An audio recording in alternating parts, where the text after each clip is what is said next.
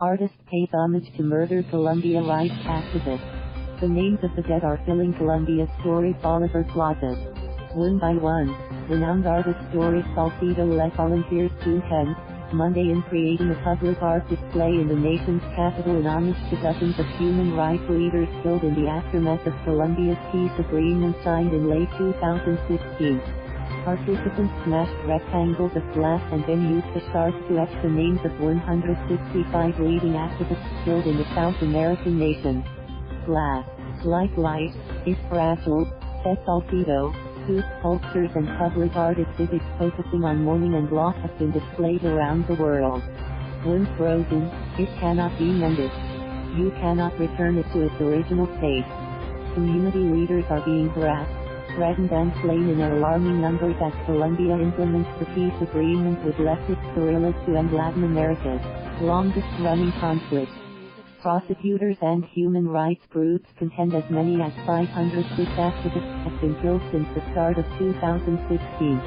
They include Afro-Colombian activists, indigenous leaders, and human rights defenders, among others. Authorities believe remnant illegal armed groups and drug networks are responsible for many of the deaths. Some of the activists were active proponents of aspects of the peace accord, including substitution programs to replace coca plants with new crops like coffee and cacao, as well as victim rights initiatives and land restitution. The United Nations warned in May that the activists' deaths are continuing at a staggering rate, with 51 reported killed in the first 4 months of 2019. We urge the state to make sure all killings, attacks and threats have properly investigated the perpetrators, including those directing them, as well as those carrying them out, are brought to justice, said Rupert Colville, UN Human Rights Office's spokesman, at the time. Salcedo, a Colombian-born artist, said she thought that broken glass would serve as an effective, symbolic fractured elegy to the dead. She chose Bolivar Plaza in the capital's historic district because she wanted the memorial act to take place in a widely known spot during the day. Government buildings surround the square, which is frequently used for public protests. Mourning has generally been restricted to the private sphere, Salcedo said as the work got underway. I think that because these deaths are taking place in the light of day, in public space, we should take mourning to public spaces.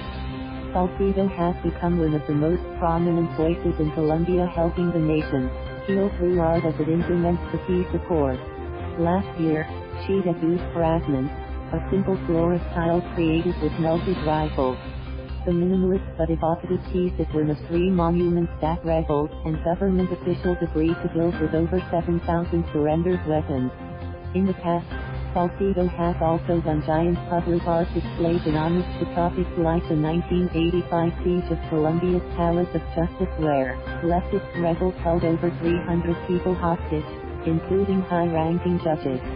About 100 people were killed and some remain missing. For that piece, Salcedo hung empty chairs from the building's roof, a symbolic act aimed at compelling Colombians to remember the victims.